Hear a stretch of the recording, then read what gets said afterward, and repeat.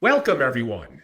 It's Angelo Robles, and welcome to At Family Office, At Family Office TV, and for my members who could, in particular, participate live with interactive questions of SFO continuity, welcome. Today, unlock the secrets of dynastic wealth, private trust companies revealed. Now, I know some of you are saying, Angelo, didn't you cover this past summer private trust companies and then some extra kind of topics around the subject? Sure. I think this is something that probably every quarter, because there's nuances and twists, and we'll probably do one on Swiss and international private trust companies coming up in the next quarter. I don't know about you, but I just can't get enough of private trust companies. What could I say? I think they're probably the greatest Swiss knife type vehicle in the family office industry that still to this day, decades out, in my opinion, are still somewhat underutilized. So today, we're going to be joined in conversation by Al King III, co-chairman of South Dakota Private Trust Company. We're here to uncover a hidden power, like I noted, of private trust companies as the ultimate resource for preserving dynastic wealth. You're going to learn it's more than just being the trustee of assets, the trustee of complicated assets, which does make private trust companies unique, but also powerful vehicles for family governance, bringing families together in joint decision making. And as I noted today, we are joined by Al King III. He's the co-chairman and co-chief executive officer, to be exact, of South Dakota Private Trust Company. He's an iconic figure, if you don't already know, in the field of private trust companies. And I've known Al for probably close to 20 years now.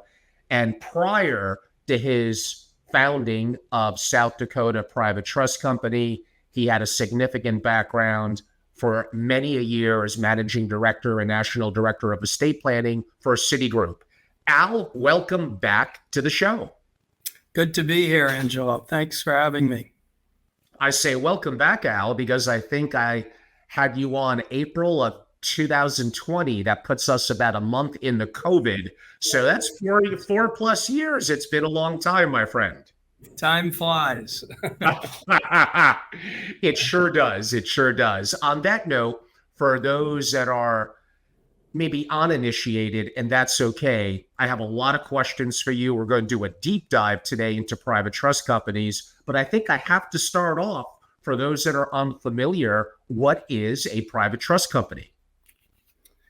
Yeah, it's really a great tool, Angelo, for those that aren't familiar with it and those that are know this, but for managing dynastic wealth. And it's really evolved nicely over the last 25 years. The Conference of State Bank Supervisors came up with some great guidance and on private trust companies in 1997. We used the South Dakota statute in 1995 to set one up within Citibank that was left separate, but these were, that was not a single family office trust company. It was a commercial public private trust company, and there's a difference, as we'll see later on.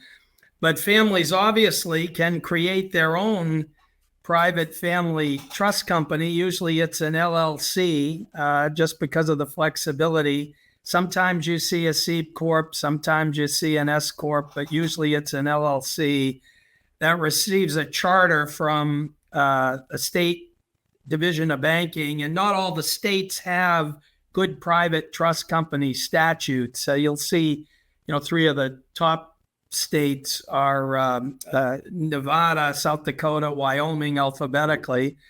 Delaware is not really in this market, but Tennessee, New Hampshire are also in it, as you know.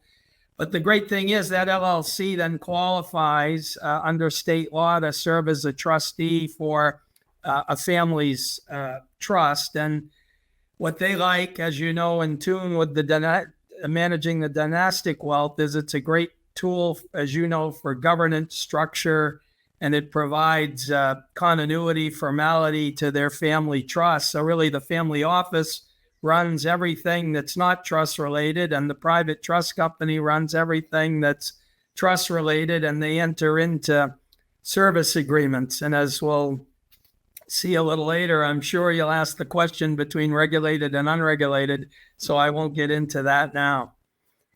Of course, of course. I do have a lot of questions on the plate and some that will be impromptu, of course, depending on your answer. And for my live participants, we actively encourage you to interact, especially via my members in the webinar feature, and very simply to ask questions. Al, although you hinted at it, what makes a private trust company, as both what I said and you said, is kind of the ultimate tool for preserving dynastic wealth across the generations?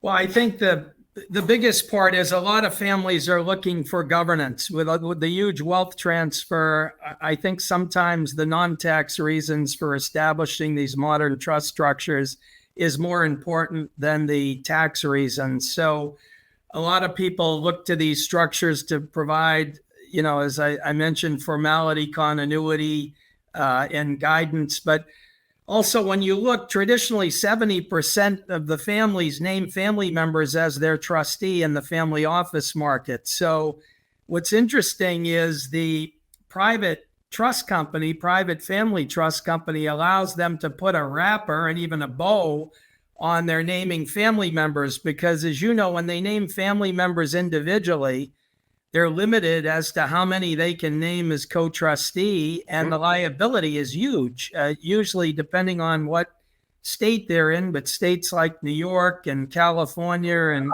all the traditional... You picked the real winners there. Yes. The tax states, it's reasonable care standard, whereas in the private trust company states, again, Wyoming, Nevada, South Dakota, Tennessee, New Hampshire, it's willful misconduct, gross negligence standards. Exactly. So more family members want to get involved. They're wrapped in an LLC wrapper.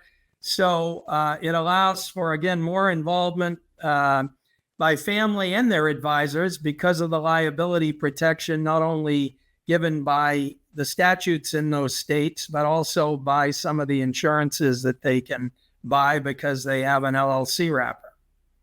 All things that we will be getting into, Al, and of course, my audience. That's an incredibly important point about the value of a private trust company. And here in the U.S., what makes the U.S. unique as a country is the fact of the 50 states are unique in terms of their own independence to a degree from federal and their ability to enact certain privacy and other laws. You mentioned certainly South Dakota, Wyoming, Nevada as probably in the realm of the private trust companies being the most active, here in the Northeast as well, in greater New England, New Hampshire, and probably up and coming the most as of the last couple of years. And you also just mentioned it is Tennessee.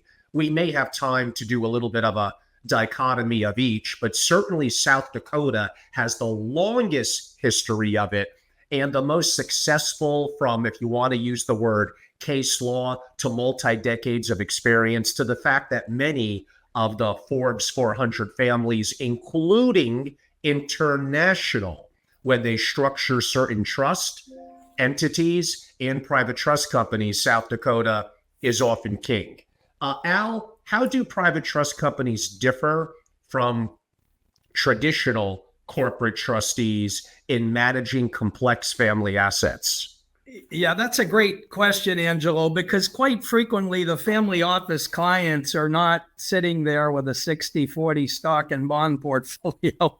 If anything, there, as we all know, there's a lot of complex assets with a lot of families, and in a lot of instances, that's how they've made a lot of their money or handed it down. But alternative investments are huge with a lot of families. So the issue with a lot of big corporate bank trustees, or by naming family members with high liability standards, is if they're dealing with trust investments that are private equity, closely held business interests, real estate, oil, gas.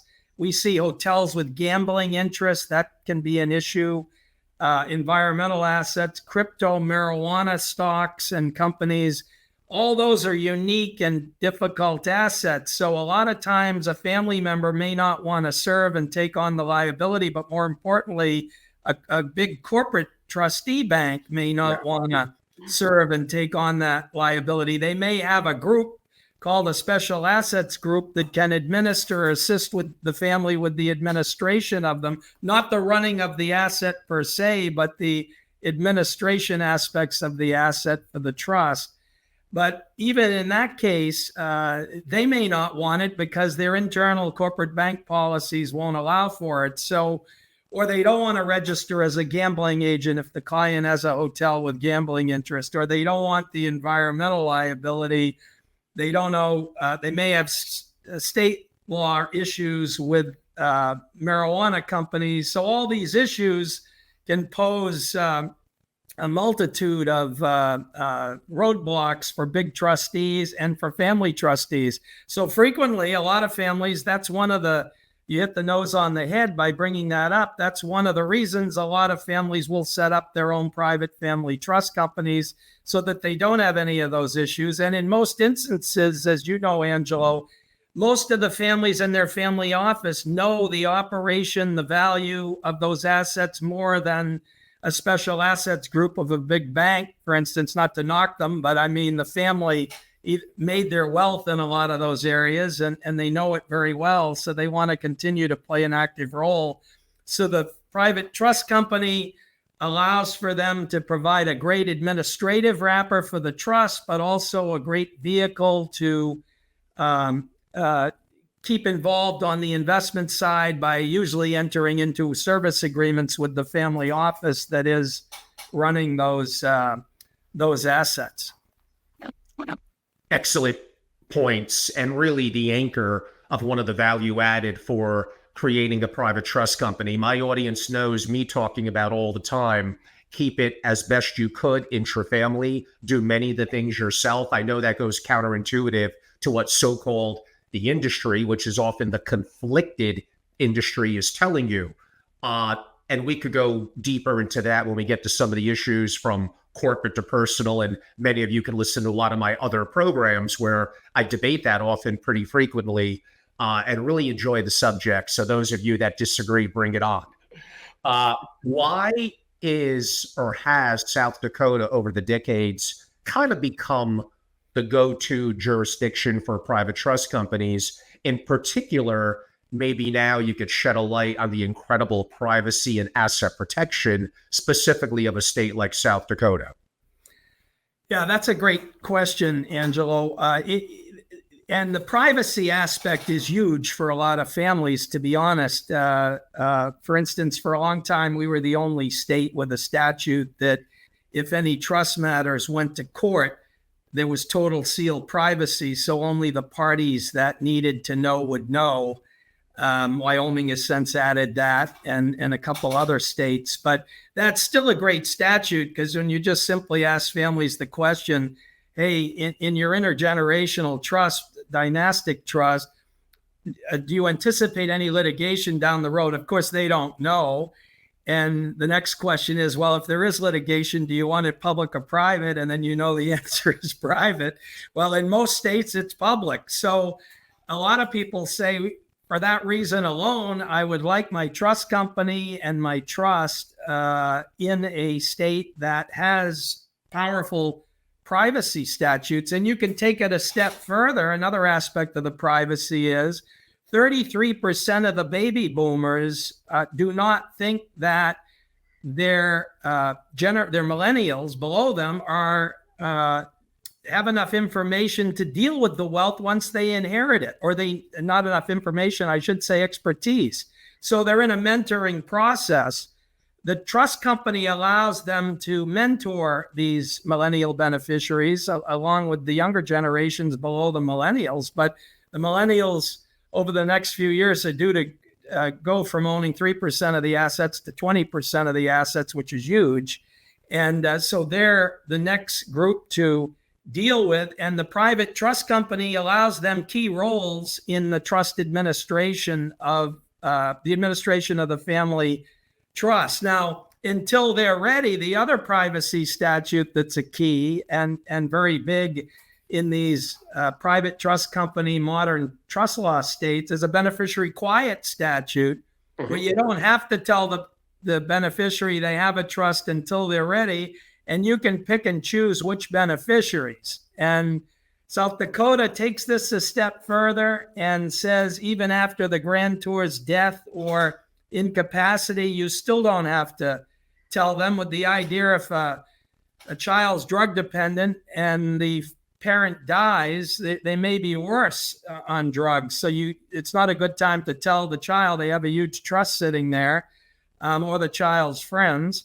So better to still keep it quiet, and the trust protector can decide when to tell them when it's necessary. But that privacy is huge, and it dovetails into the asset protection. The asset protection that South Dakota and these states have is huge. First off, if something does go to court, it's private.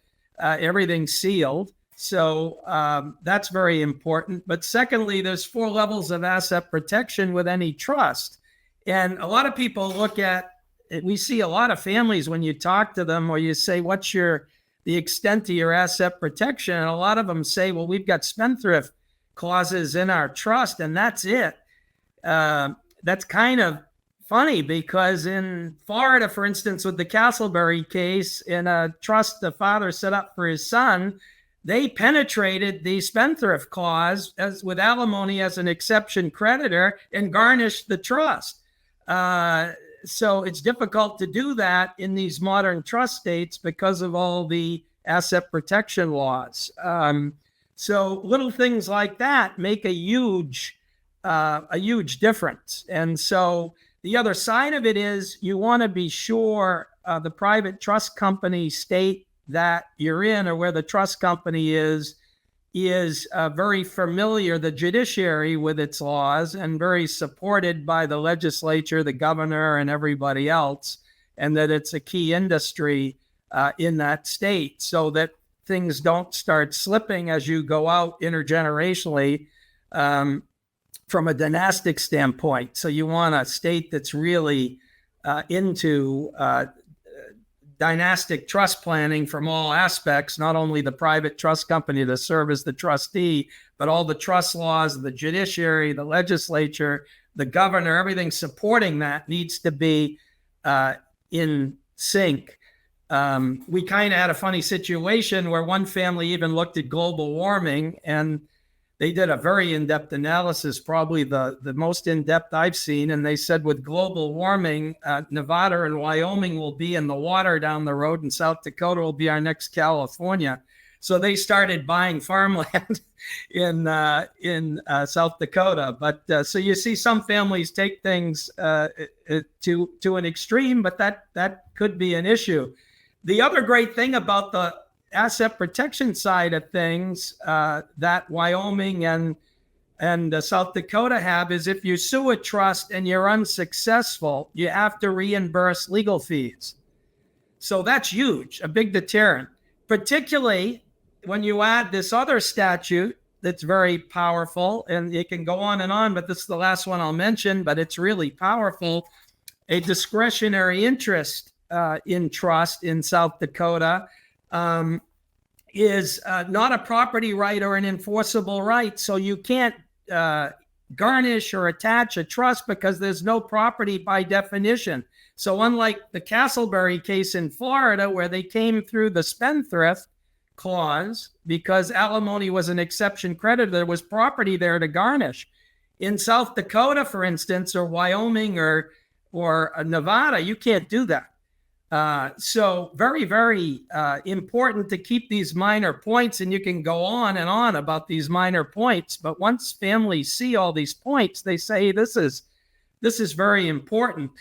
The other thing to keep in mind is usually if a family is sued, they're sued in their home state to begin with.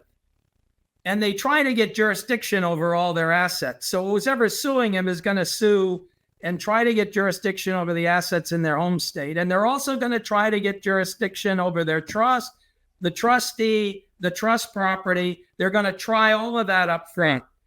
The great thing about having a trust, your trust company and your trust in a state other than your resident state is, it makes that more difficult. And when you look at these discretionary statutes where there's no property by definition, and the statute that says if you sue the trust and you're unsuccessful, you have to reimburse legal fees, it deters families or litigants or possible litigants or creditors or litigation against the family trust company and their trust in another state. So what happens is, what we've seen frequently in working with lawyers is the judges say we need to litigate the issue in whatever state they're in. And then if you're successful in that state, present the judgment to South Dakota to see if you can get at those assets. And that's when they may get at the assets in the home state that aren't in trust. But the assets that are in these modern trust states, private trust company and trust law states, it's difficult to get at it if everything is done right. So, and it poses another step because they've now got to initiate litigation in those states. So very powerful, as you mentioned, Angelo, privacy, asset protection, when you see those as sisters to the private trust company laws. And there's many other modern trust statutes that are as important, and those kind of sway families to start thinking out of the box. It's kind of the same when you look at a corporation. Incorporation statutes or C corps, where are most of them incorporated? In Delaware. So the families don't all live in Delaware, but Delaware is a big incorporation jurisdiction because the statutes, the courts, everything favors that particular vehicle. Well, it's the same with the private trust company and the trust laws. People look at Wyoming, Nevada, South Dakota as top jurisdictions because the judiciary is behind it, the legislature is behind it, and all the trust laws are there. It's just a multitude of support, like Delaware with incorporation. So it's the best of all worlds, really. These states have improve their LLC statutes to be very, very powerful. So Wyoming, Nevada, South Dakota all have LLC statutes comparable to Delaware. So the client could do, as they have to do with a private trust company, the LLC in one of those states that qualifies as the private trust company. So they're not shortchanged on the liability protection that the private trust company LLC would have itself. Al, you gave so much valuable information in that question. If I were to stop the podcast here, it was all worth your listen. You probably also beat me to the punch on 5 or 6 questions, but that's okay. Some of it will circle back to. And one of the reasons, although I decided on Wyoming and probably where I'll make my full-time residence relatively sooner rather than later for my LLCs, my family office, my holding company, and other interests that I'm creating, I did, to be a little open with the audience, I did look at ranch land in western South Dakota, just like western Nebraska versus eastern. Eastern's better for farming, but for ranch land, probably the west side of both of those states. And I'm very intrigued by ranch land. And now I'll give a little bit of an up and coming. My next program is going to be Tuesday, this upcoming Tuesday, so a couple of days out. We have on Keith Gertson. Now, we are going to go a long time and hardcore. He's a Montana ranch land investor for generations, also has been very active in the world of wealth and MFOs. He has a lot to talk about, and we are going to go deep into ranch land. Anything that you want to know about cattle, about water rights, this is going to be probably the most intense, definitely on the family office side, coming up this upcoming Tuesday. At minimal for my members, I may open it up a little more, or possibly after the fact, I'll think about it. But I've been waiting for that interview for a long time. You mentioned South Dakota goes back to the 70s, having much of this regulation, so effectively 45 to 50 years. And really, honestly, in the U.S., for the things that we're talking about in privacy and asset protection, it kind of has proven to simply, quote unquote, be the king. Pardon the pun on your last name, Al. Now, what are, I guess we're getting a little bit into the weeds now, but what are the advantages of a regulated trust company versus an unregulated trust company? And if I want it unregulated, do I have to go outside of South Dakota? Yeah, I mean, great question. Yeah, there's a lot of, we see both quite a bit. And as I say, the trend in private trust companies, it's fairly new since 1995. There are a few around before, way back with the U.S. trust companies. They all started as Bessemer family trust companies, but then emanated a lot more mid-90s on because much more guidance came about.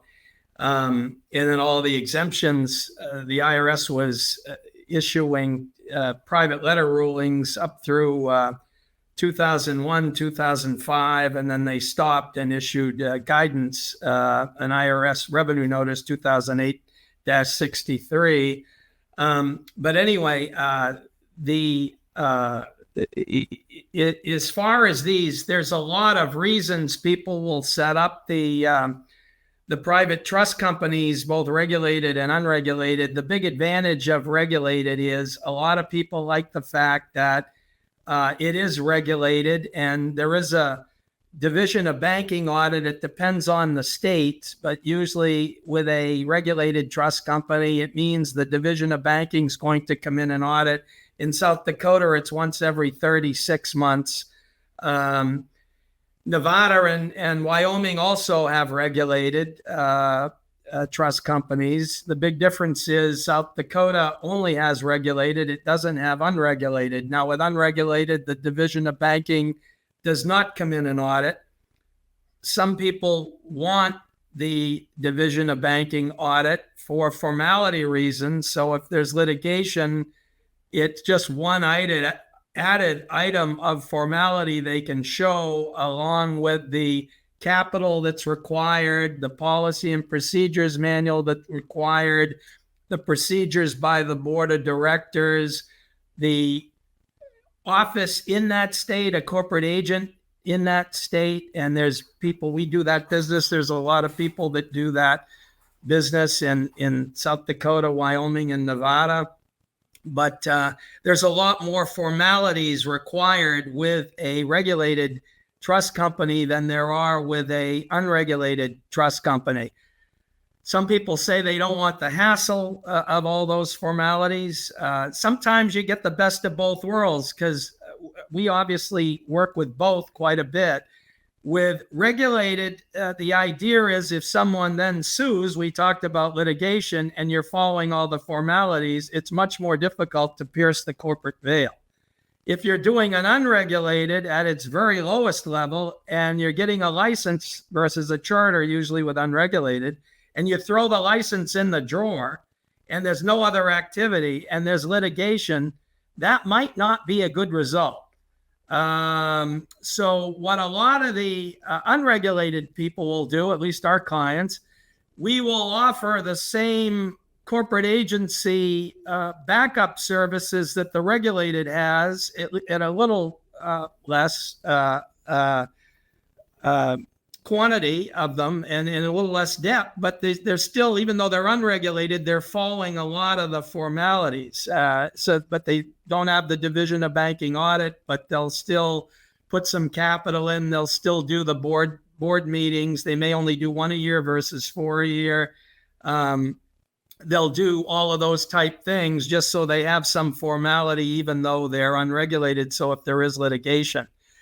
But most importantly, one of the big reasons families will choose regulated over unregulated is the SEC exemption. As you know, a lot of families are required to register with the SEC, and a lot of their family office information then becomes public, and they don't want that, getting back to the privacy mode. Again, not secrecy, but privacy. Families don't want anyone to see any more than they have to. They're not hiding anything from the government, the IRS, or anybody else. They just want privacy to prevent unnecessary litigation and unnecessary issues. So the great thing about a private trust company is it's exempt from SEC registration because it comes under the bank registration if it's regulated. So an unregulated private trust company does not come under the bank exemption. And what that basically means is if it's regulated and comes under the bank exemption, the SEC is deferring to a state division of banking to do the audits in a family's case once every 36 months. And if they're happy with their level of audit, they'll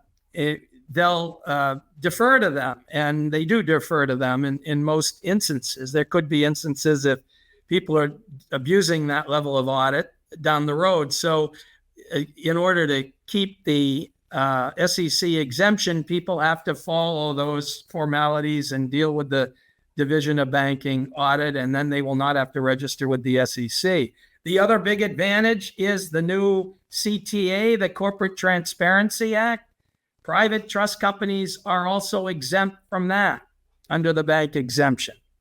So a lot of families, again, privacy versus secrecy, they don't want to disclose any more than they have to. So they'll look to not only have all their information publicly available with the SEC, they'll look to have all their information not available as a result of the Corporate Transparency Act because the private trust company comes under the bank exemption. That's not the case with unregulated. So regulated still have to comply with both SEC, or they could, depending on the scenario, SEC and the Corporate Transparency Act. The last one, then there's other issues, but these are the main ones, but interstate trust administration. Most states recognize trust in another state if they're properly administered there and there's no public policy reason not to recognize them. If the level of administration or the level of trustee created in one of these other state jurisdictions that's not the state of the client setting it up, it is not sufficient enough with that state that they're recognizing it as a qualified trustee, there could be an issue. So if there's litigation, in most instances, that's not the case, but there could be issues where that is the case. And so you have to be aware of the interstate trust administration. Most families, for instance, if you have a trust utilizing South Dakota law, you're generally going to want it administered in South Dakota. So what do if you're a private family trust company and you're in New York and you have members that are in New York or some other state, and they're on all the committees, they're on the boards, they have major roles, the family advisors and the family, but no one is in South Dakota to do the administration, and it's a South Dakota law trust. Well, remember, just like any trust, the private trust company and the trust that it administers can hire agents to do the trust administration in South Dakota. So if there's a South Dakota sensitive trust for asset protection or dynasty where you need it, not only a South Dakota trustee, which would be the private family trust company, but you also need it administered in South Dakota, you can hire an agent, which is just another trustee, an individual or institutional. We do a lot of that work. That is the agent and does the administration for the family trust company. So that's important to keep in mind. The other side of it is, though, a lot of families, when they come in and set up their trust companies, they've got trusts from other states that they want administered. So if they're from Illinois and they're setting up a Wyoming, Nevada, or South Dakota trust company, they've got trusts from Illinois that they want to name that trust company the trustee of. So can they administer the Illinois trust without reforming, modifying, or doing anything to it? Well, in most cases they can, and in some cases they can leave it as is. But there again, with a regulated trust company, there's less chance for issues with the interstate trust administration than there is with an unregulated. It doesn't mean you can't do it with an unregulated, but you probably want some formalities with the unregulated versus just throwing a license in a drawer and not following through on any formalities. So if people look into it down the road, there's not an issue, particularly when you're talking dynastic. Of course, for families that don't qualify for the exemption under Dodd-Frank that you referenced, and don't want to be as open to the public as they are under SEC scrutiny. Like you noted, having a private trust company and intertwining the family office, the holdco through there in a regulated format, state banking is likely, and the privacies afforded in South Dakota are going to be absolutely better. I think it's pretty definitive in privacy and in asset protection than in the other states, and needing, quote unquote, to register. It's a little outside the topic, but when you were saying something, it popped in my mind. It may depend on your current state, those that have sway or influence over the trust, a variety of other factors. But how about decanting from a current state, say one that may not be as favorable, California or New York, to, say, a South Dakota, a Wyoming, Nevada, Tennessee, New Hampshire? Does it depend, or is it more black and white? Yeah, excellent point, Angelo. People will set up private trust companies, obviously, in the favorable private trust company states, but their trust, as you allude to, may be still back in their home states. So then what do? They can decant, which in all the private trust company states have great decanting statutes. Some of the clients resident, like California, some of these states now have their own decanting statutes. So the existing trustees in California could decant, or in one of these other states could decant. The decanting is basically a trustee being named in the old trust and then distributing all the assets from the old trust into a newly drafted trust with a trustee name there. So in this instance, the trustee in, say, California would decant, or they would name the trustee in South Dakota, and either one would decant into a new South Dakota trust with the private trust company as the trustee. And then the trust is newly drafted with all the provisions, that all the bells and whistles we're talking about, and there's even more. And it would be a South Dakota law trust, or Wyoming or Nevada, whatever it may be. But that's important. The other option is to just look at the trust document and see if you can change trustees or add trustees. And if you can add the private family trust company as a trustee in South Dakota, Wyoming, or Nevada. And then once you get it to those states, reform or modify once you've named it. And the documents sometimes allow for that. Or if not, the courts are very friendly and, again, sealed. If you have to go into court, it's very quick in order to reform or modify an existing trust to take on all the powerful bells and whistles in these modern trust and private trust company states. So great point, great question. And it's important when you're evaluating the private trust company states that you also look at the reformation, modification, and decanting statutes. And you also want to be virtually representing the unborns, so that down the road, 2 or 3 generations say, we wouldn't have done this. So you want to also look at virtual representation statutes, which all these states have, so that through that process, whether it's decanting, reformation, modification, the unborns, or even the minors at this point that can't, they're too young to know what's going on, can then be represented, or that everyone's protected and they're represented, and that's important, even if they're unborn in some of the longer term trusts, because as you know, some of these jurisdictions, South Dakota's unlimited, Wyoming's 1,000 years, and I think Nevada's 360, if I'm not mistaken, but they're all out a long ways. Well, indeed. Actually, Al, you kind of beat me to my next question, whether it's decanting, whether it's set it up originally. Some of the advantages of certain states, which again makes the United States unique, is the ability, depending on the rule, against perpetuity. So like you said, South Dakota is like zero, in theory, dynastic wealth, and the tax advantages, privacy, and asset protection, in theory, could go on forever. In, I think you mentioned Wyoming, 1,000 years, Nevada, not half bad, 360 years.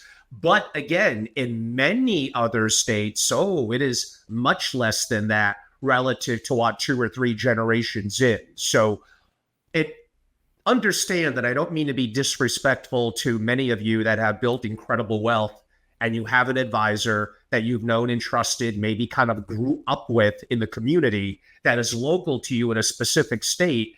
To them, honestly, they're the hammer and everything's going to look like a nail.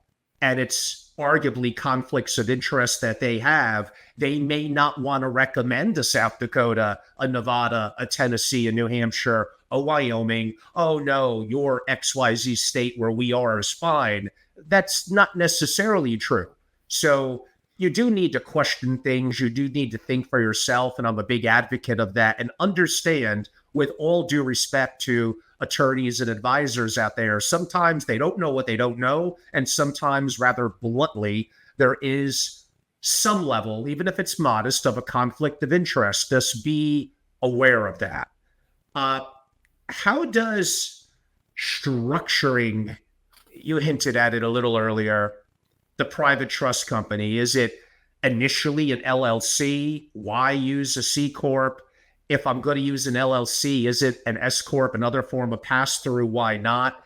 And then even at the end of the day, whether a unit holder in an LLC or a shareholder in a corporation, is that in individuals' names or commonly a living trust? Yeah, great question, Angelo.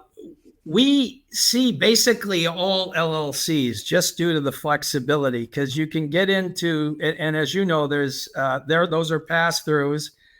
Most family trust companies will not be looking to be profit oriented, so they'll be looking more just to spread cost and economies of scale and all those good things. And the other advantage we didn't talk about with family trust, and that I forgot to mention, was they're not charging a percentage of assets. They're charging flat fees and spreading costs. So they can usually deal with the cost of their trust administration in a very efficient manner tailored to their own family.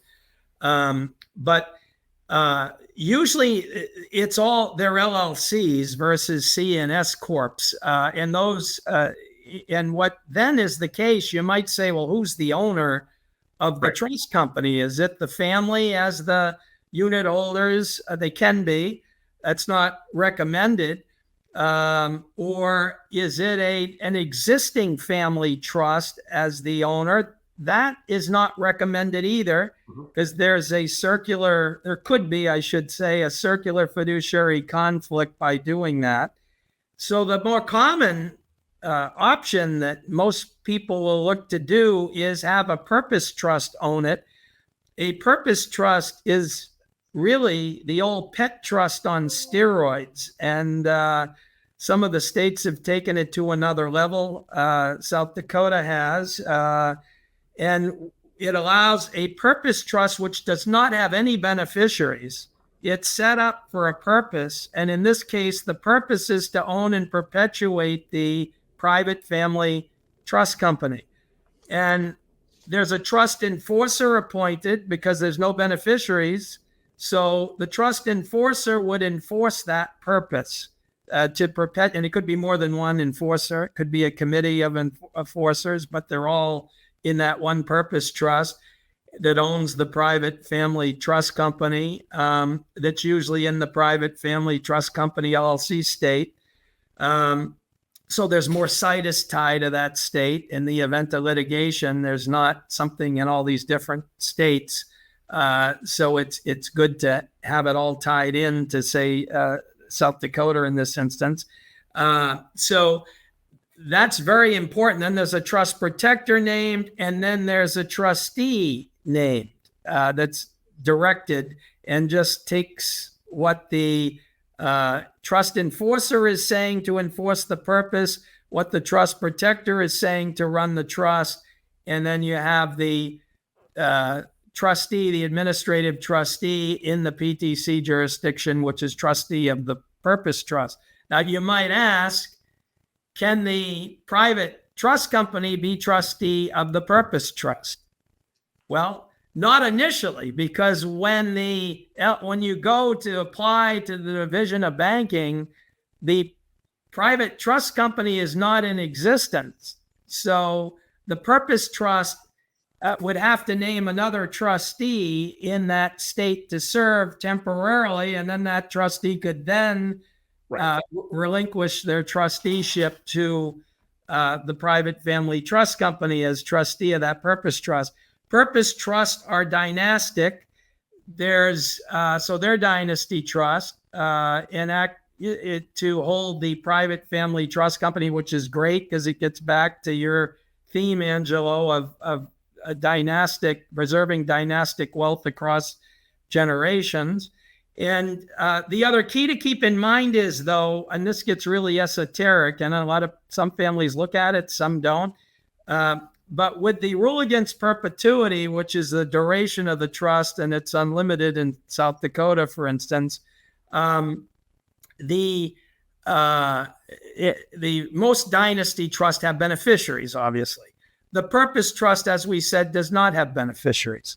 So its rule against perpetuity needs to be specifically designed to accommodate the fact that there are no beneficiaries. You can't use the standard rule against perpetuity with beneficiaries and have it done right, as a lot of advisors will tell you. Some say that's way out there. Others will say that's a great point. So those are the little nuances that can become powerful in some situations. So a few of the states have those nuances built in, which are very, very important. But the standard is the LLC with a board of managers, the trust company LLC, board of managers, distribution committee, investment committee, amendment committee, and then owned by a purpose trust. And that's the real, and the great thing about that structure is for litigation, if you're trying to prevent people from getting access to you in your home state, to have this in another state is very powerful.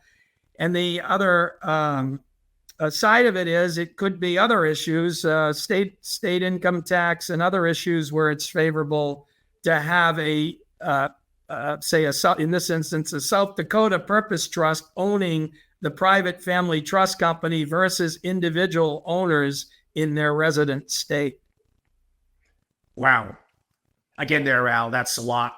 That's very comprehensive. And you mentioned it when you said my titling dynastic. I'll just bring something up. In my travels around the world and understanding, and I know some people don't like when I use the verbiage, a family empire.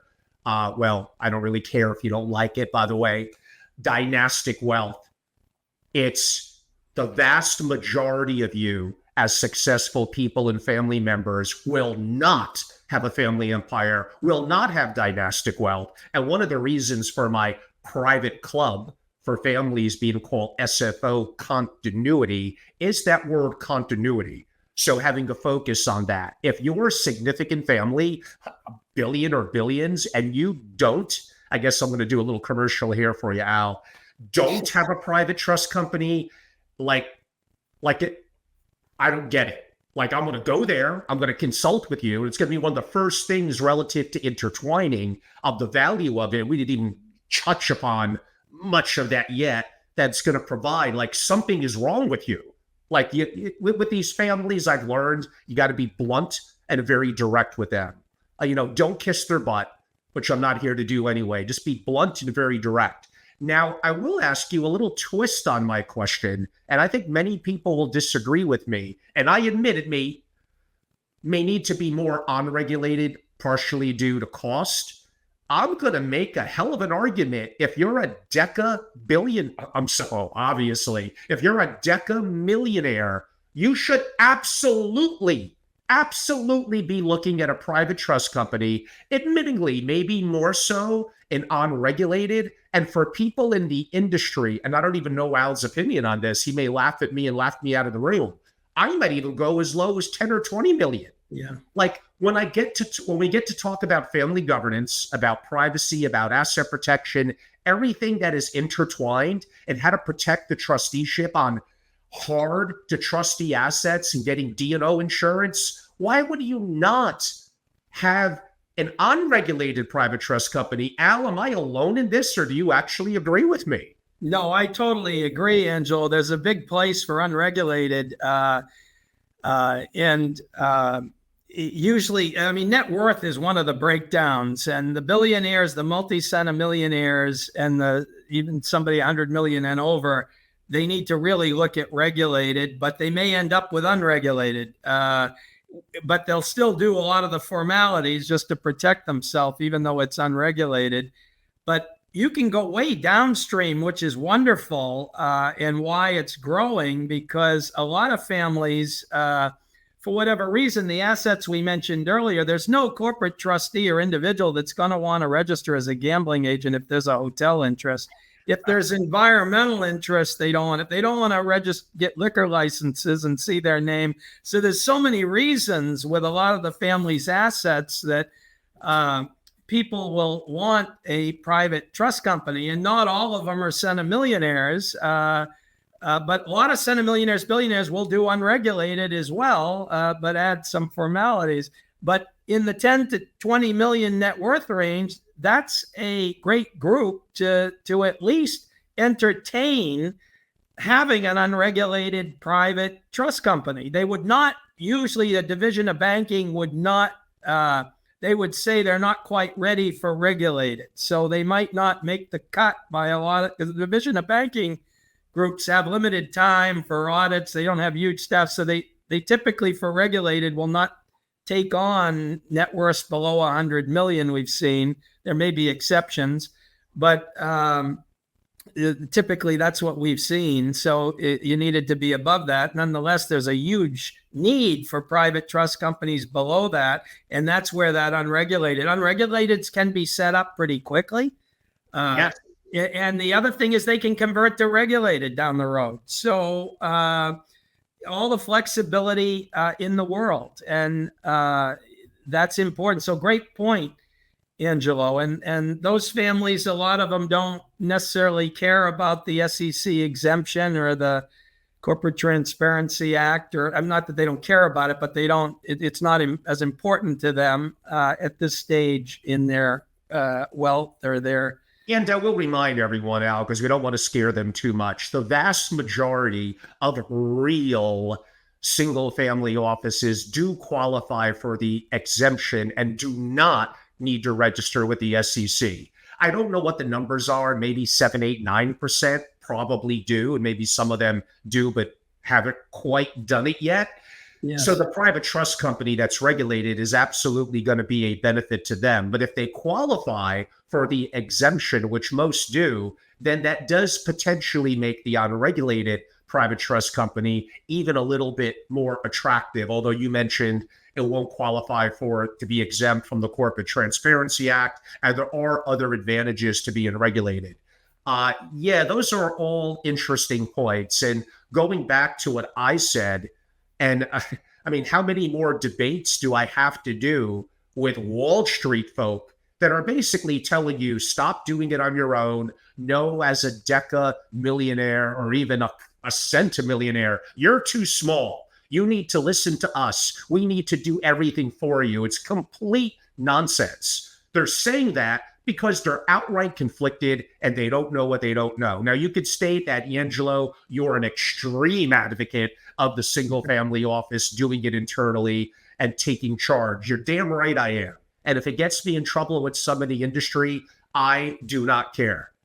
So anyone that wants to debate me on any of those subjects that's in the industry, if you have the guts to, many of you don't, because you don't want to come on and debate ideas that are different than yours. But if you do, and you think you could stand up to it, bring it on, brother or sister, whatever it may be. Al, getting into really one of the key tenements and value in a private trust company, regulated or unregulated, we hinted at it, but didn't do a deep enough dive on it yet. In what ways do private trust companies foster better family governance, which effectively is joint decision-making? And how could that be structured as committee or boards with family and non-family members inside the private trust company? Yeah, great question. Obviously, the private trust company does not replace the family office. So usually they're sistered, and they enter into the private trust company will enter into service agreements with the family office for investment advisory, investment management, tax prep, but the trust company has to sign it. But the family office can, and their CPAs can do the preparation. All those type things are done at the family office level, but utilized by the private trust company through service agreements. So there's a ton of overlap. That being said, the private trust company is just dealing with the trust administration.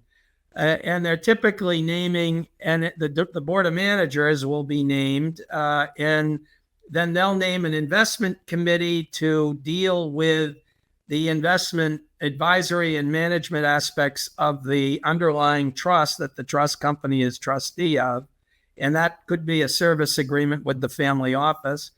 Then there's a distribution committee that family advisors and independents are on to make distributions.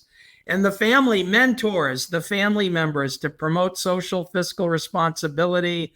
This is a big family value building exercise from both understanding the family investments and the mentoring on the investment committee, and understanding what the family would like happen with family distributions and family values. So quite frequently, the wrapper of everything is a family mission statement that says, first, the family values and how they'd like the family trust company to interact with the family office, and all of those good things. So it's a wonderful package of governance that can provide, education to the family, mentoring, structure, continuity. So all of those things are very important. So the family's continually mentoring the younger family members on the investment committee, the younger family members on the distribution committee, so that they understand the family assets, understand the family values, the concept for distributions, the family ideas for distributions. And there may be overlap. Some people in the family office may also be on these committees and on the board of managers for the private trust company. So there could very well be a lot of overlap. So that total package is not that complex. It sounds complex. It isn't, but it adds a heck of a lot of governance, continuity, and guidance for Dynastic wealth to be managed, in perpetuity, really. And you might say down the road, what happens? Some families will break off into family shares, and they'll each have their own committees. Others will do it as a group. So there's all differing approaches as to how they handle that. But the private trust company is very interrelated with the family office, which is important, and the family mission statement. Yes, actually, that's a pretty good segue into how that interrelates to me exactly asking that question. But right before I do, and again, we mentioned it earlier, it's very important to know that the board, family and non-family, is part of the private trust company, and perhaps you could correct me, varying committees like some of the ones you noted, and mainly more so trustees. A challenge being in a traditional family member scenario, there really isn't available protection from litigation and lawsuits that could arise. The opportunity and the structure of the private trust company and intertwining some of the governance that we're talking about to obtain applicable, depending on how directors and officers are structured, that may be a little art and science of the private trust company. There is a way to have quote unquote insurance to help provide protective mechanisms and allow higher quality people to desire to be a director and officer in the private trust company and to have more freedom in making what we hope to be the right decision. Yeah, another great point you make, Angelo. One of the old structure was have family trust and name a couple family co-trustees and replace them if you don't like them, and or if they pass away or become incapacitated, replace them. This structure has the private trust company named with multiple family members involved. And it's much better than the old 2 co-trustees or 3. You'd never see 5 or 6 co-trustees. It doesn't matter how big the family was. You'd never see that. So a lot of people would say, well, we don't like Uncle Joe, or we don't like, they're way behind on all their investment ideas, and we're into crypto, and they're still 60-40. And so the great thing about this structure is you can have all the consultants and other advisors on the investment committee or advising the investment committee. The same thing with the distribution committee. But as Angelo mentioned, the willingness of outside people to get on that with D&O and E&O insurance is huge.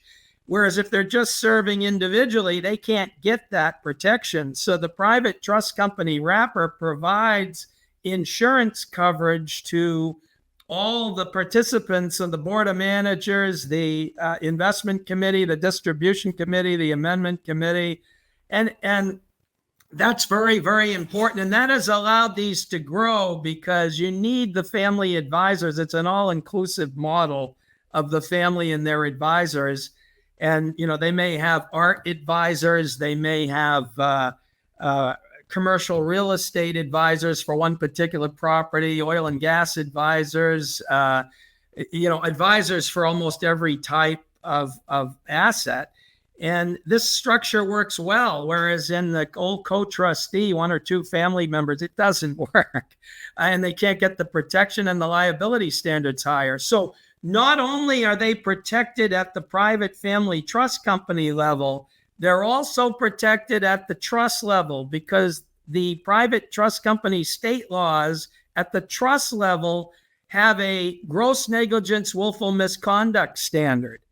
So for the private trust company, as well as any other involvement by advisors in those in any of the roles within the trust, not only the trust company. So there's 2 levels of protection, and there's insurance. So it's the entity level with the liability standard, the trust level with the liability standard, and then the insurance D&O and E&O. So a lot more people are, as Angelo mentioned, they're willing to become involved, and it's just what the family wants. So their mentoring, their education can commence, and then the younger get educated, mentored, and then they mentor the next generation down. And it works wonderfully. And that's why this private trust company concept has really taken off since 1995, and it just keeps growing. Of course. And staying on that topic, and where we may have a little bit of a disagreement, and that's okay, I've been a little bit vocal against most people in the industry, which is probably nothing new. I love governance, mission, vision statements, constitutions, the right committees. They absolutely help in joint decision-making, and sometimes in a dynastic, multi-generational family, relative to structures of investment, there needs to be a level of fiduciary responsibility and arguably more than one person committees making decisions, etc. We have more than enough upcoming programs now through the end of the year to cover that. Where I'm going to take a little bit of a different approach on is maybe a little fear that because the private trust company makes some of the intertwining of boards, fiduciary or not, and committees so easy, which is awesome about it, and offers a level of protection in certain ways that we just discovered, we get a little too happy with hierarchy. Lots of layers, lots of people. Oh, more people is better. Absolutely not. More people is not better. What's the old adage? Maybe it was Bezos or someone. We have a 1 pizza rule, which basically is 3 people. I don't know, but if I'm in the room eating pizza, and maybe a 1-person pizza roll. So what would you say if I were to push back a little bit on don't go overboard relative, depending on the scale of the family, how they're dispersed? There's so many nuances. It definitely is art and science. But would you at least agree that families could get overboard on hierarchy and bureaucracy, and it becomes a burden and they're too slow and not making the right decisions? Yeah, I think that's a great point, and that can happen. There's ways, though, to streamline the structures. And usually, if a family has a very complex family office with a lot of complex assets, you can make the PTC a simple complement, so to speak, by all the investments. There could be a service agreement with the family office, so you don't duplicate anything at the private trust company level. So then you're down to just doing the distributions. You can outsource those to the family office, but the investments you certainly can. And then if you're down to the distributions and the amendment committee and the other board of manager functions that's required, you can. I mean, it's a fairly simple structure, and we see a lot of families run it very simply. As you know, some families own just one asset; it's their closely held business. Other families may be huge shareholders in a public company, and that's their only business. So, in that case, there'd just be people on the investment committee authorizing the trust to hold those security interests, and then reaching a service agreement with the family office for the investment advisory, asset allocation, and investment management for anything that might not be family stock or family public or private stock. So you can get it. It's a great point, Angela. You can get as sophisticated as you want, or you can have what I like to call sophisticated simple, if you want. And a lot of families do that. A lot of families have simple family offices, and some families have really complex family offices, and everything is outsourced, as you know. I don't have to tell you, you're the expert. And then some things are done in-house. So this caters to all those models, to be honest. Sometimes, though, as I say, when the assets are really complex, the family wants the ability to consult with the experts in a particular family asset if there's a huge holding there, and even as does the family office. So this model allows for that if they want to go that route. If not, they can keep it very simple. I think an intertwined question, Al, is some families are going to state, well, we have a single family office. We may have a holdco or holdcos. We have governance and family councils. Like, how is this going to now intertwine with another entity, the private trust company? So I have my assets here, I have the trust company here, but I still have a single family office, which technically, if I follow lender versus the IRS here in the US, I'm structuring technically as a for-profit entity that has intertwining agreements with the trustee, which could be the private trust company of the assets. Again, varying states may provide a level of privacy and asset protection. I'm probably making this question more complicated than it needs to be, but there are things in the family office world and the intertwining that honestly are a little complicated and are also to some degree art and science. But to assume the private trust company is going to make my life more complicated, therefore, no, that's an idiotic comment. If anything, it could actually streamline things and provide the right level of flow that should happen among varying entities like the family office, holdco, and the assets, and henceforth the private trust company. I just made it even more complicated. Al, simplify this, please. Yeah, it's really not. I mean, you raised some great points, Angelo. The family office won't change much, other than some of the staff with the family office may also be involved, and some of the family advisors with the family office may be involved with the private trust company. But the main things, which mainly would be upfront, is the private family trust company is established. The trust, it would be named as the trustee in the family trust. The trust, would either be, it could be decanted, could be the trustee added, then reformed and modified, and all that is not a big deal. So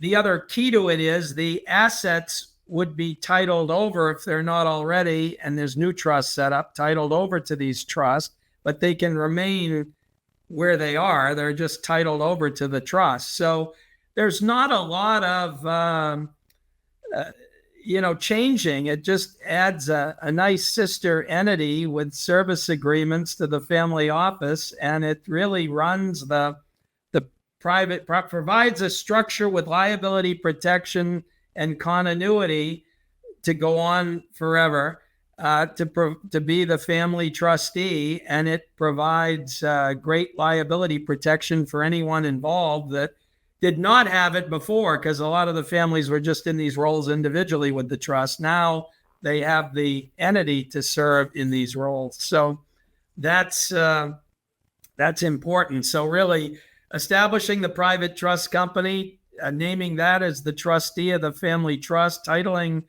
either reforming, modifying, or decanting the existing family trust, setting up new trust, maybe in the jurisdiction of the private trust company. The purpose trust would own the private trust company, and that's the structure. It's not a once all that is done, it runs pretty smooth. We deal with a lot of families and very large, and we've never heard one say this is a hassle or this is we don't like this. It's a nice. They've all said this is a nice complementary structure to what we were doing with just what we wanted with the governance, the liability protection. The trusts were kind of a mishmash of just individuals serving, and not everybody liked the situation that they were in. So this kind of adds to that and gives all the other bells and whistles to boot. So it's not that there's more upfront, but that's not overwhelming either. So that it's really more simple than you would think to set these up, get these going, and to get everything in place. And the courts in these jurisdictions, South Dakota has Reformation Tuesdays, I like to joke. So, within 2 weeks, the trust can be reformed or modified, adding all the South Dakota bells and whistles once the South Dakota Trust Company is named. So it's not that difficult, but it has a heck of a lot of advantage if somebody does it. Oh, 100%. And your assets, your varying illiquid, liquid assets, are going to have an underlying owner or trustee. Transferring that to the value of a private trust company broadly as the trustee just means your family office now may need to have updated intertwined agreements, quote unquote, managing and getting paid for those assets with a more simplified, unified trustee as your private trust company. So ironically, even though I phrased my question a little tongue-in-cheek to purposely be a little distracting, in some ways, actually in all ways, having the private trust company and intertwining it correctly with the family office actually simplifies the process. It doesn't make it more complicated. Initially, a little bit of extra legwork and paperwork, sure, but what, a couple of days, a week, a month, it's going to be well worth it to the value overall that you're getting. Al, we did mention it before, but I think it needs to be hit again and again because it's such an incredible value of the private trust company. But talk again, maybe a little different perspective about the benefits of using a PTC, that's the acronym, private trust company, to manage commonly for the super rich illiquid assets, LP interest, direct interest, real estate. You mentioned assets in varying industries that may not be as kosher with a corporate trustee. This kind of sort of speak brings it all in-house and, again, does not add complexity. If anything, simplifies the process for the family. And there's even another simple step they could take by wrapping those assets, if they're not already in an LLC in these states, and then the LLC interest is owned by the trust that the trust company administers, and then the trust company is just dealing with the managers of the LLC. So the LLC, or a holding company LLC even, could have 12 different subsidiary LLCs with all the different family assets. And the trust company is just dealing with that's titled over the holding company with all the subsidiaries to the trust. And the private trust company investment committee is just dealing with the manager of the holding company LLC to get the reports, and that could be through the family office, to get the reports and everything of all those assets. So you can really streamline it from an administrative point of view, where those investment LLCs become really crucial. I should mention another, and that gets to another point here for administration. The family investment partnership, as you know, is limited to 99 investors and subject to SEC audits. If a family sets up a private family trust company, so the common trust funds that only a private trust company can have and set up it's not a mutual fund because those are SEC, but it's like a mutual fund, but it's, again, subject to the Division of Banking, the audits, but they can have a common trust fund wrapper for the different types of family assets, or they can set up a business trust, and neither one of those have the family investment partnership issues with the SEC, nor do they have the 99 investor rule. So sometimes families lose track of the 99 investor rule, and that can be a bit of a mess. So by having the private trust company, they do have the option of also setting up their own common trust funds and sub-advise out the underlying investing, or they have the opportunity to set up business trust to run various assets too, that again are subject to only if you have a private trust company can you do those as alternatives to the family investment partnership that is SEC audited. And Al, let's talk a little bit to my brethren as I make my travels around the world, that the U.S., and I'm going to be a little careful maybe how I state this, but honestly, it gets listed often as a great neutral and tax haven for international families. So as I make my travels through Africa, through Europe, through the Middle East, most families are familiar with some value of U.S. assets and resources. They understand. I can mention South Dakota. They may not have done it yet, but they're all broadly kind of familiar with it. Talk a little bit about an international family setting up a structure, trustee, private trust company. I will add, not to make our subject more complex than it needs to be, but that probably never stopped me before. As of now, the U.S. is not a part of the common reporting standard. Even Switzerland is, meaning they have to report when you kind of set things up to your home country, and you're doing something in Switzerland, where in the U.S., at least specifically to state privacy, like South Dakota, for now, I don't know what the future may hold, but they're not reporting that back to your home country. So there are significant and notable advantages to certain domiciles in the U.S. for trustee, and I'm assuming, and you would know better than me, setting up for international families, private trust companies in the U.S. Yeah, great point, Angelo. That's been a huge trend, I must say. It's 20% of our business. We've got clients in 54 countries. So some of them, initially thought South Dakota was in Canada, but Wyoming, South Dakota, Nevada. What a terrible thought. Yeah. No, Canadians, don't get mad at me. They don't really recognize trust. So that's a tough one. But the great thing about this business is there are a lot of cross-border families, and sometimes the institutions have trouble dealing with that. If you've got some family in another country abroad, and you've got some family members in the U.S., and then you've got some assets abroad, some assets in the U.S., a lot of institutions say for compliance purposes, they don't fit the cookie cutter.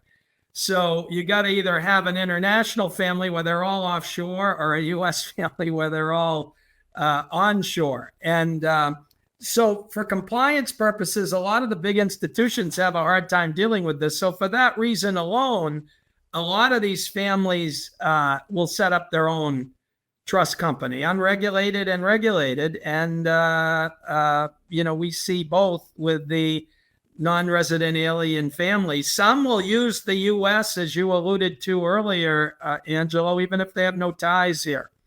And they use the U.S. because their home country may have blacklisted the offshore islands. Their home country may have, other statutes that dictate where their assets go, forced heirship statutes. States like South Dakota have statutes that override that. So if they set up a trust there, it overrides their home country forced heirship statute. So there's a huge trend, and there's tax advantages. If an international family, instead of setting up their what's called a foreign trust offshore, they'll set a foreign trust up in Nevada, Wyoming, or South Dakota, or New Hampshire, or Tennessee, a foreign trust, U.S. based, using a U.S. trustee. Big option for the family trust company. And if it owns U.S. securities, the issue is the U.S. securities are a state tax. So then how do you deal with that? Well, you put it in a Cayman offshore company, and the Cayman company is owned by the foreign trust with the South Dakota Private Family Trust Company as the owner. That's a win-win. So, and there's major tax advantages, and they have the political stability, as they like to call it, although some people would say we have political instability in our own country, but nothing like theirs, and the same concerns, at least. So all those are win-wins for international families. And then if they've got U.S. beneficiaries and they die and their assets are offshore in offshore trust, they've got terrible reporting issues if they stay offshore, or terrible tax issues if they stay offshore. So a lot of those families look to move some of those assets onshore while they're alive, the NRA parent, grandparents, while they're alive, at least that child or grandchild's portion in the U.S. Or, they'll just set up a pour over trust. So when they die, it's all set to pour over, and the family private trust company is the trustee. So a ton of opportunity with international families looking to the U.S. as their jurisdiction of choice because of blacklisting, because of the forced heirship statute, because they know it's a safe jurisdiction. They tried to blacklist both Wyoming and Brazil did, and Delaware in the U.S., and they were unsuccessful, which was unheard of, that they'd try to blacklist states. But so the chances of that happening in the future, based on prior the lack of success previously, is huge. So the U.S. is a jurisdiction of choice for those families, and the private family trust company is an option for them, both regulated and unregulated. They're willing to disclose to the states to do this. Again, offshore used to be secrecy. Don't tell anybody about anything. They're not overly familiar about privacy, where you disclose to who you have to, but not to anyone that doesn't have to know, just to protect the family wealth. And there's a big difference. And that's what we're emphasizing in the U.S., and that's what they're accepting as a great option to accommodate their needs. 100%. And some of my members did some comments. And by the way, audience, interact, preferably in the chat feature. That's one of the value about being live. There's a variety of factors, but that definitely is the main one.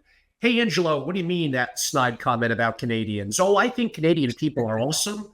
I think it's a wonderful country with amazing natural resources.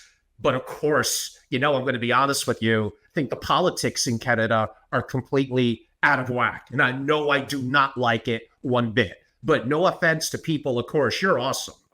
Uh, Something else came in. It's a little out of the blue. Al, it may be a little bit of a political football for you, so I'll briefly tackle it.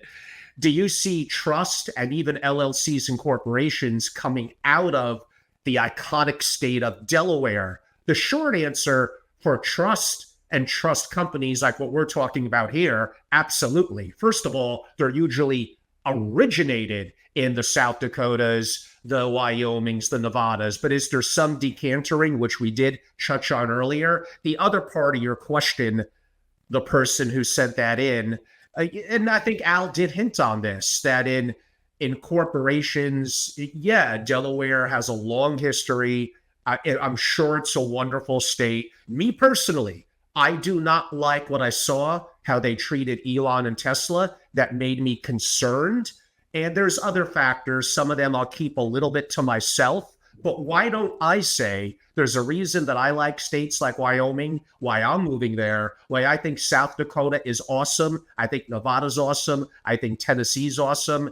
And I'm getting gravely concerned about the so-called deep state and establishment. And I would absolutely, and again, I've burned so many bridges in my family office career, I could basically care less. I speak to what I think is the truth. That doesn't mean it's always going to end up being correct, but Lord knows I'm not afraid to share my opinion.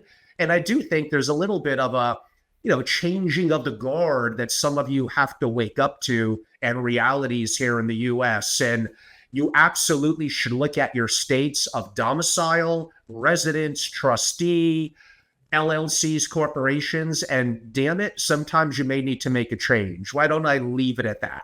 If I could just add to that, though, Delaware is one of the top trust law states it was one of the granddaddy trust law states, along with Alaska and South Dakota. Delaware was first there. They're just not big with private family trust company statutes. So to clarify, so if you name individual trustees or institutional trustees, they're still one of the best trust states out there by far. And you can make a case, they're one of the top. They're definitely at the top. But we're talking private family trust company states where there's specific statutes that cater to families that set up their own trust companies, and then they look to utilize those laws. Delaware has the laws, but they don't have the laws that cater to the establishment of private family trust companies the way that these other states do.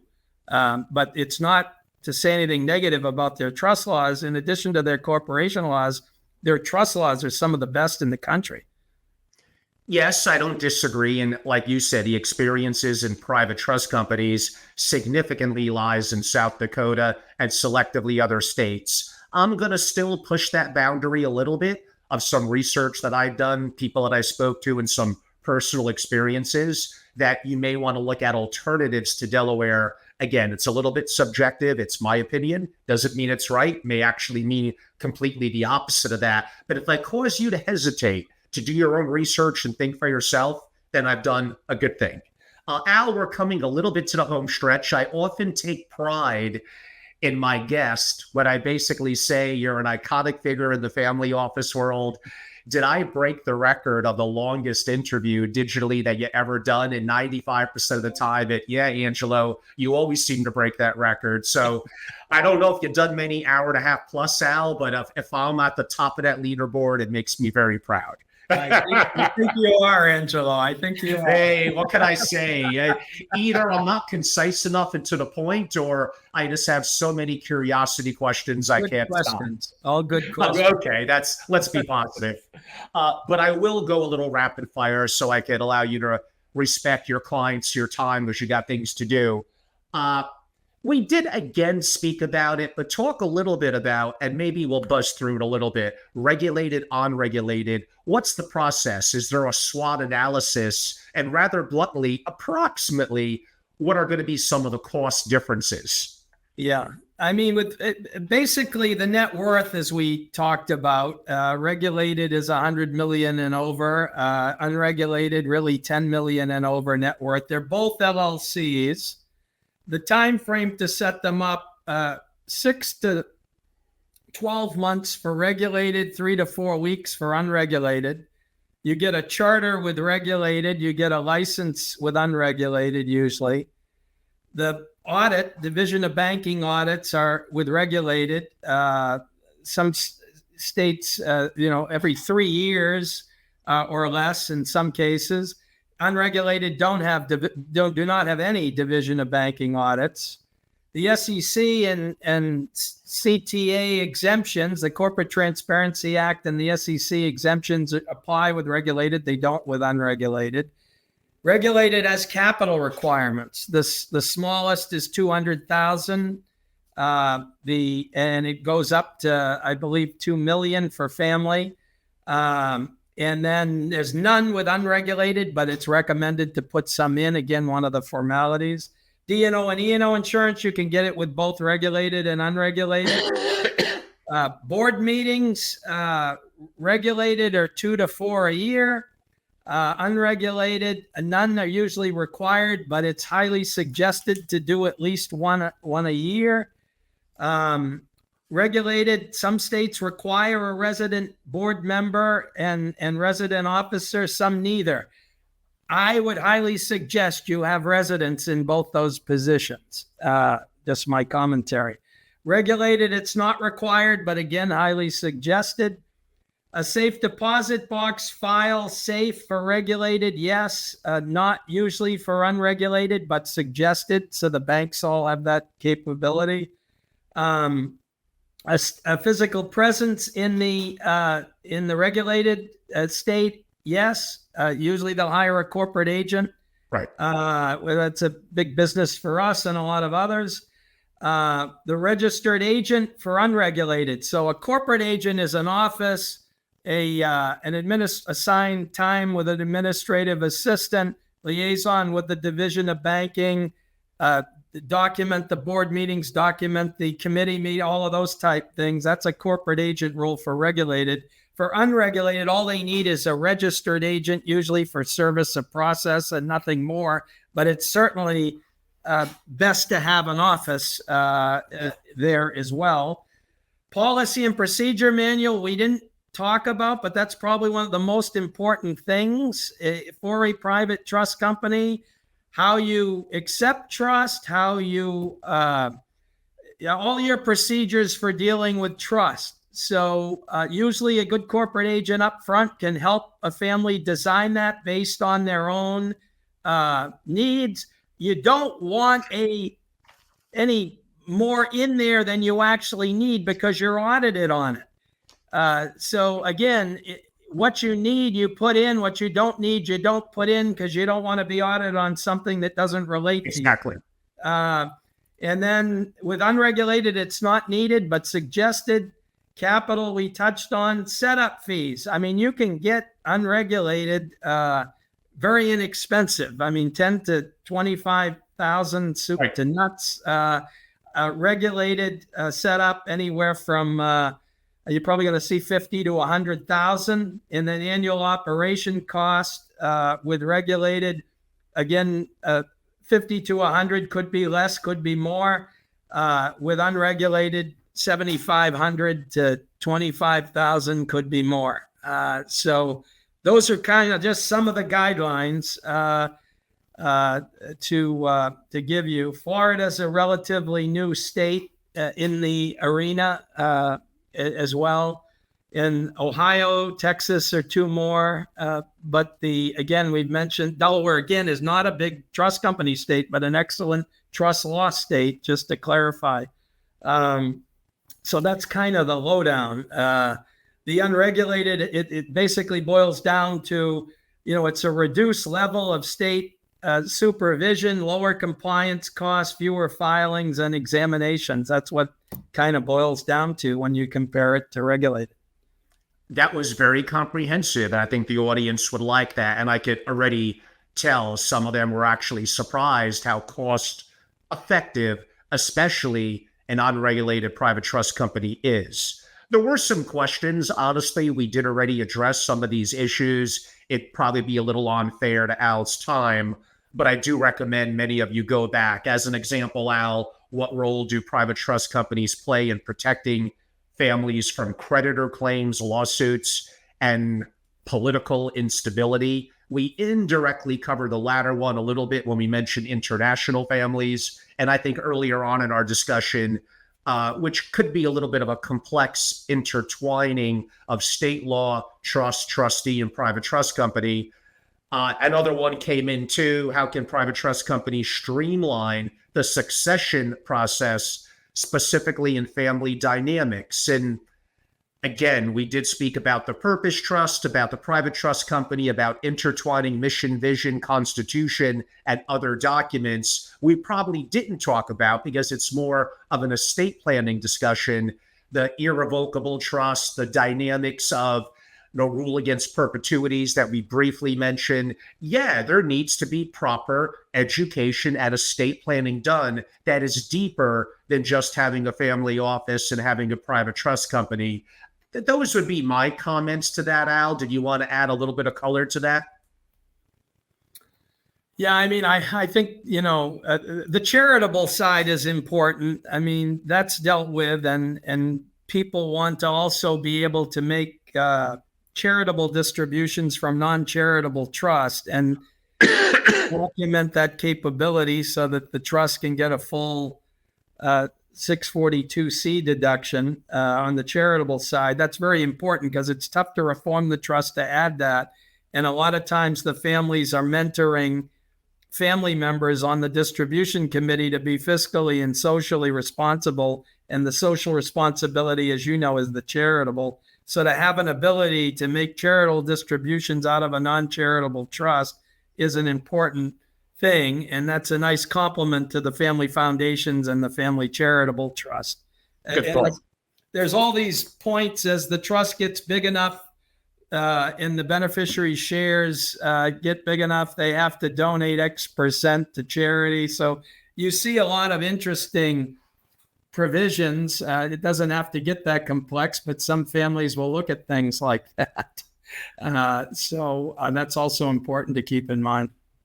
And Al, I think, unless some audience questions come in that I didn't ask, perhaps my last question: what future trends do you foresee in private trust company space that could impact the ultra high net worth families?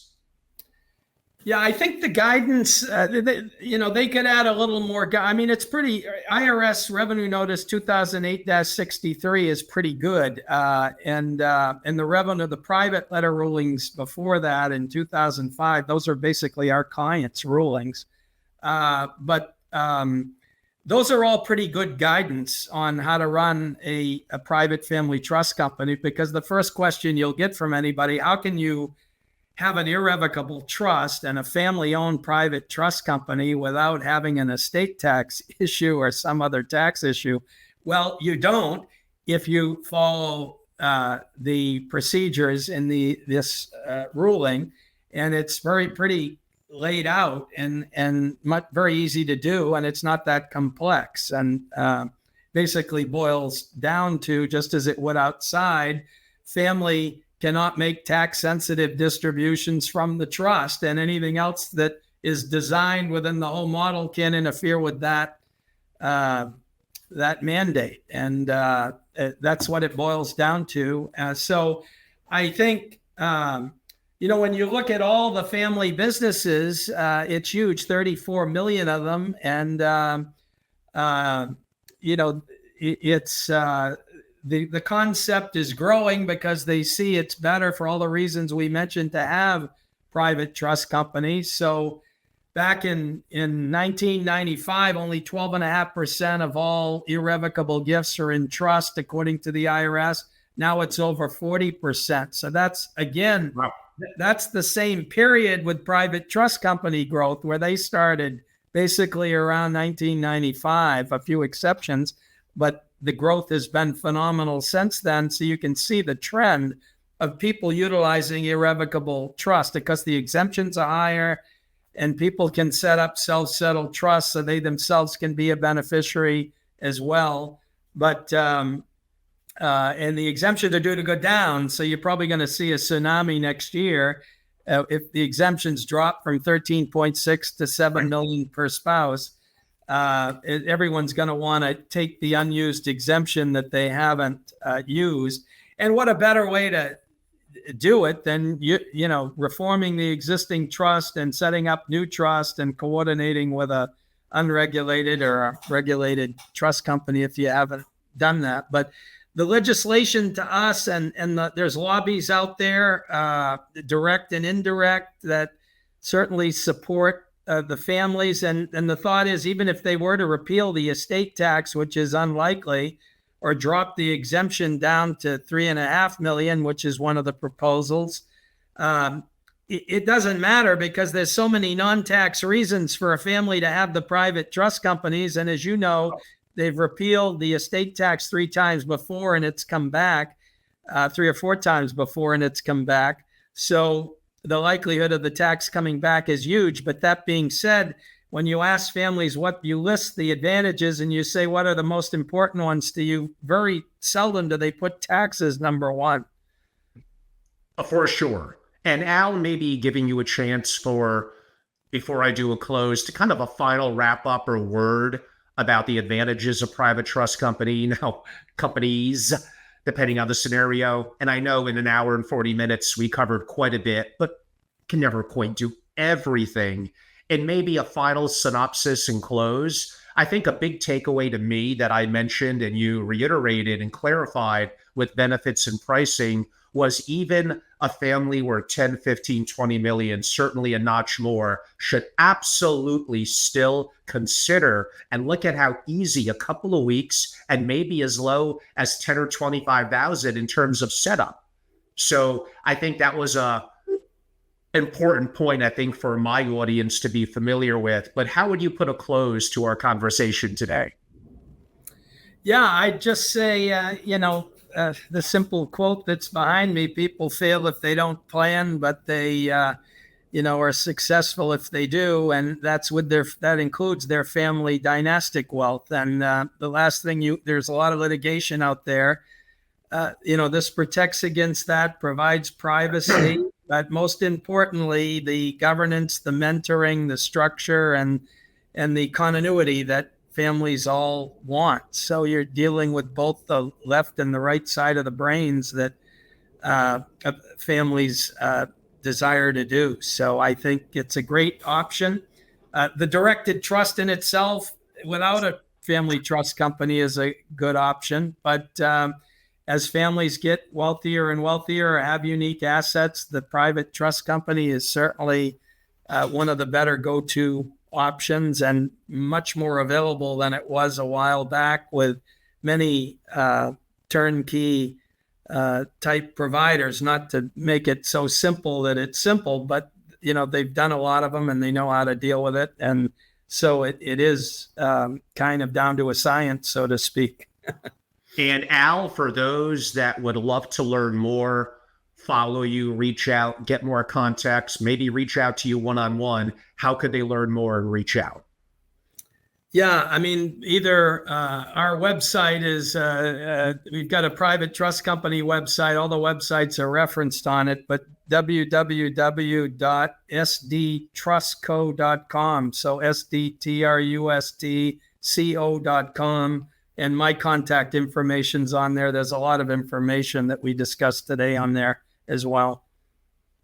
So everyone, our special guest today has been Al King III, I might add, South Dakota Private Trust Company, really a massive figure in the community. It was an honor to have him on for this amount of time.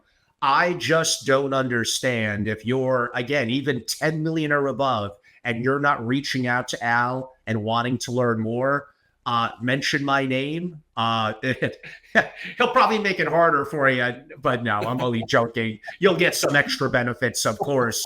So feel free to have the opportunity to email. Worst case, and again, just put in Al King III, he'll pull up, or South Dakota Private Trust Company, and Al's information will pull up. And I'm always happy, having known Al for pretty close to 20 years, to have the opportunity to make an introduction, especially to my members. If you wanted to reach out to me directly to make an intro to Al, I'm of course happy to do that. It was an honor to have him on. in giving a little bit of a close from my perspective. I think on the private trust company, I already noted, I am a huge advocate. I think you absolutely should be looking at it. You should know the nuances and various state nuances and regulated or unregulated. And certainly Al King III and others are wonderful resources for that. Boy, you guys are really hitting me pretty hard today. Yes, I'm coughing a little bit. 2 days ago, I was diagnosed as having strep throat. So I am under the weather, but I would never cancel the opportunity for almost 2 hours with Al. So I am being a trooper. We're not in person, so I'm not making anyone else sick. And no, one of you wiseacres said, Angelo, you're smoking too many cigars. You might be right about that, but that has nothing to do with me having strep throat. And no, I'm being a good boy and not doing any of my wonderful cigars, which are not even within reach. They're in another room. But maybe over the weekend, that might be in play, Al, for me. We'll see. In terms of you all listening in live, so next week, at least for my members, I may open parts of these open selectively to others. I mentioned one before, Keith Gertson, for 2 hours on ranch land. You will know everything you need to know specifically about cattle, one bull for every 30 cows, how many acres you need per 100 cows, water, mineral rights, easements. We got a whole bunch of things that we are talking about. It'll be the most comprehensive discussion you ever heard on ranch land. And yes, I'm looking myself. So that makes it a little more personal for me. I have on a guest who worked for Ray Dalio for a number of years, has his own shop now, and he's going to talk about how he thinks, this is coming up on Thursday, how he thinks you could own 15 stocks and get everything you need from that, know what you own, hedge if you need to, be totally liquid and transparent. And he is not an advocate of privates, etc. I am not saying I agree, but I do think there's great points that he's going to make. I agree about 80%. And I look forward to having that conversation with Manish. And Thursday is a busy day, at least for my members of next week. Speaking of debates and me being a little bit cranky lately, I actually do have a debate coming up. It's about time. It's been 2 or 3 weeks. One of my favorite ones, we haven't done this one quite yet. He's a wonderful gentleman in the world of private equity. He is a co-partner of a fund, and I'm going to take the side of private company investing directly. He is going to, how dare he challenge me to a debate that most families should be LP investors. So he's going to get my full brunt, but he's a great guy and I happen to like him so much. So maybe he'll get 95% of what I could throw at him. I hope to learn. Maybe I'm wrong about things, but hopefully you all will enjoy a very active week next week. And if you're not already, you got to go to angelorobles.com, look up my membership, look up the 100+ digital and in-person events that I do. I believe we have 5 in-person events in October. So it's going to be an extremely busy month in October. Mainly New York. We'll start to transition to a little bit of LA and South Florida, mainly Palm Beach, into the late fall into winter. I hope to be maybe at Miami for our Basel. So I am extremely busy. We have a lot going on. We don't look to be constrained. I don't look to be politically correct. And again, I don't even care if you like me. I'm kind of unlikable. Even members of my family mention that. But if I provide value to you, if I provide value in an industry that most is boring vanilla and not telling you even how they really feel, I've been in the industry for decades. Getting an hour and 40 minutes with Al and being able to ask him anything I want and talk about some things that may be a little sensitive around trustees, Delaware International. This is wonderful that I don't think many of you are getting enough opportunity. And my members really get everything that I have to offer. Direct access to me, while some will argue that's a negative, but hopefully sometimes that's a positive. So go to angelorobles.com, join, be one of my founding members. After that, the price is going to skyrocket and the benefits may not be quite as strong. So now's the opportunity. Subscribe to my YouTubes at Family Office and Family Office TV, although less and less is kind of going on there. That's public. And that includes some of my live programs on LinkedIn All of those are going to start to decrease in the coming weeks to months, and more of my value and my benefits are going to go to my members. I remember back in the day, I had a member that was paying a 5-figure fee and said, Angelo, if I just get one great idea off of you, and that maybe is all I ask of you, just one over the course of the year that I act on, then simply it's worth it for me, let alone the other people I interact and peers that I learn from. So I love what I do. I'm obsessed by what I do. Am I a little crazy? Probably, but hey, that's what hopefully makes me unique. Why not? So at the end of the day, I hope to provide value. I got an incredibly busy October. It's been incredible to have Al King III on. I'm such a big fan. Al, thank you so much for being beyond generous with your time today. And everyone, have a great day. Look forward to seeing you all soon. And Al, again, thank you for being my guest. My pleasure, Angelo. Thank you. Bye, everyone.